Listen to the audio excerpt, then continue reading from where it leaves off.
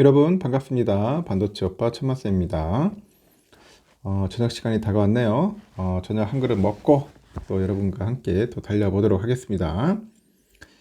기분 좋은 일들, 기쁜 일들이 좀 많아야지 여러분도 그렇고 저도 그렇고 좀 신바람 나면서 열심히 하지 않을까 하는 생각이 들어요. 제가 삼성전자 이야기를 많이 하는데 삼성전자 뭐 반도체 관련된 이야기를 많이 합니다. 삼성전자는 현재 계속 빠지고 있어요. 빠지고 있고 반도체도 좀 많이 빠졌다가 조금 이제 저점을 좀 찍은 듯한 그런 모습을 보이고 있는 것 같습니다. 삼성전자는 당분간 10만전자 가기가 조금 힘들 것 같아요. 지금 하는 꼬라지 보니까 여러분들 10만전자 큰 기대는 하지 마십시오.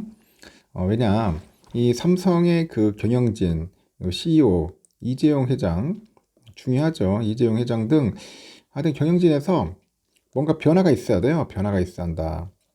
제가 볼 때는 배당 관련된 게 좀 필요하지 않겠나 생각이 들어요.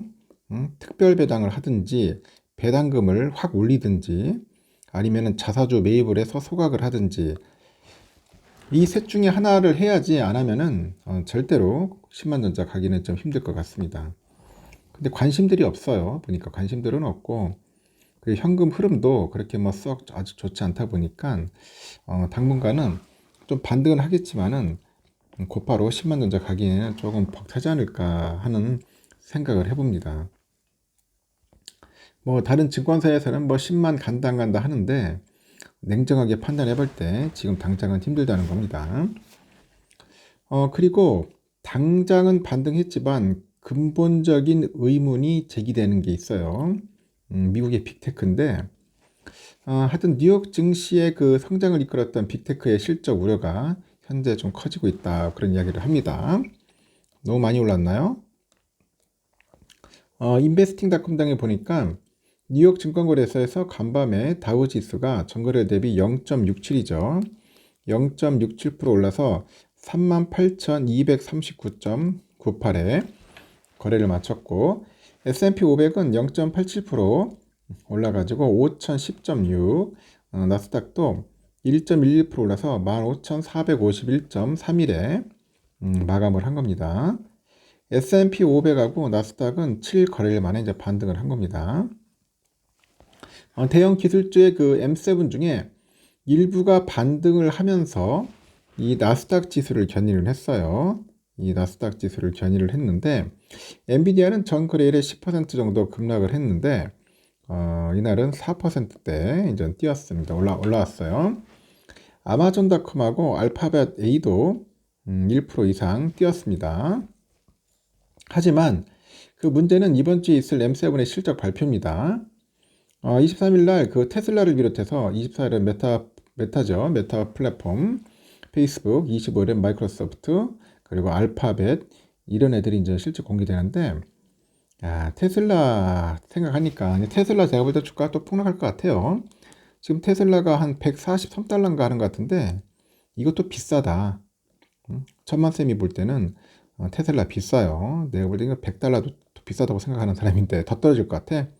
쭉쭉 빠질 겁니다. 테슬라는 배당도 없어. 배당도 없고 자사주 매입도 안 합니다. 누구 말대로 그냥 콜옵션으로 주가를 띄운 게 아니냐 옛날에. 약간 좀 거품이 너무 심하다.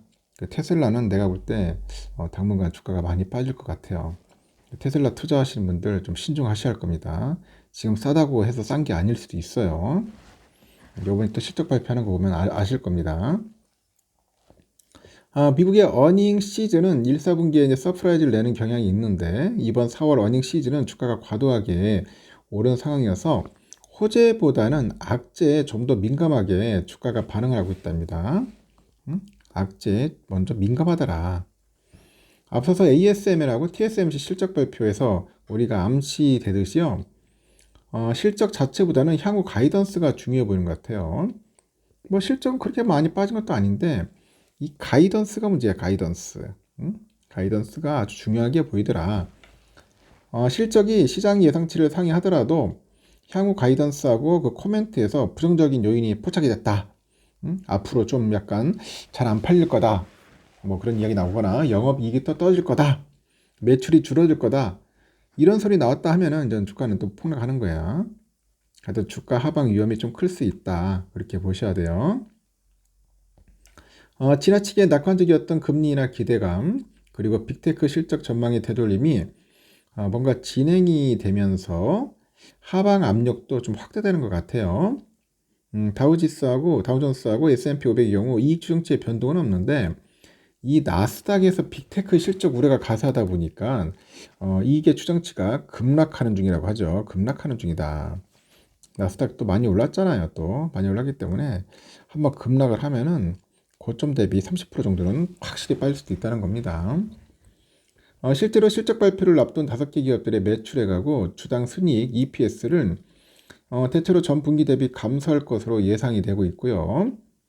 전년 동기 대비했을 때 전 분기 대비 증가율도 전 분기보다도 하락할 것으로 추정이 되고 있다고 합니다. 테슬라의 올해 1, 4분기 EPS 증가율을 보니까 마이너스 27%, 아마존은 마이너스 18%, 메타 마이너스 19%, 알파벳 마이너스 7%, 마이크로소프트 마이너스 3% 이렇게인데 테슬라 EPS가 지난해 1, 4분기 0.85달러였는데 2, 4분기는 0.91달러로 소폭 오른 이후에 3, 4분기는 0.86, 4, 4분기는 0.71달러. 올해는 1, 4분기로 꾸준히 이제 우하향하고 있는 거죠. 실적 모멘텀이 약화되고 있다는 점 또한 실적 센티멘트의 그 피크아웃 가능성이 부각될 수 있다라고 하는데 또한 빅테크들의 실적이 다운된 양상이어서 자신감 있는 가이던스를 낼 수 있을지는 불확실하다고 합니다. 이 때문에 빅테크에 대한 투자 비중을 섣불리 늘리지는 말아야 한다 그런 권고도 있고 스위스 투자은행 UBS에서 이날 배포한 투자 노트에 보니까 M7 중에 테슬라를 제외한 빅6에 대한 투자액을 비중 확대해서 또 중립으로 내리더라고요. 다만 그 지난주까지 주가가 조정을 받으면서 실적 부담도 줄었다는 반론도 있는데 최근에 주가 조정으로 인해서 밸류에이션 레벨이 먼저 하향돼 있다는 사실, 그리고 1, 4분기 실적과 그 가이던스에 대한 부담을 경감시켜주는 부분이다. 뭐 그런 이야기도 있습니다. 하여튼 실적 발표를 하면은 깜짝 반등하는 것도 있겠지만은 깜짝 폭등이 아니라 이제 대폭락이 올 수도 있다. 저는 그렇게 보여져요. 상당히 좀 불안한 한 주를 우리가 좀 보내고 있는 것 같아요. 어떤 기업에서 주가 폭락했다 하면은 진짜 그 여파로 또 가는 겁니다. 여파가 또 심하더라고요. 국내도 그렇고. 그래서 빅테크 실적이 잘 나와야 할 텐데 잘 안 나오면은 우리나라 상당히 타격을 많이 받을 수도 있습니다. 반도체 섹터도 잘 나와야 할 것 같은데 저도 걱정입니다. 과연 어떨지는 한번 뚜껑을 열어봐야 정확히 알 수 있을 것 같아요. 투자하실 때 아주 신중하게 보수적으로 접근하시길 부탁드립니다.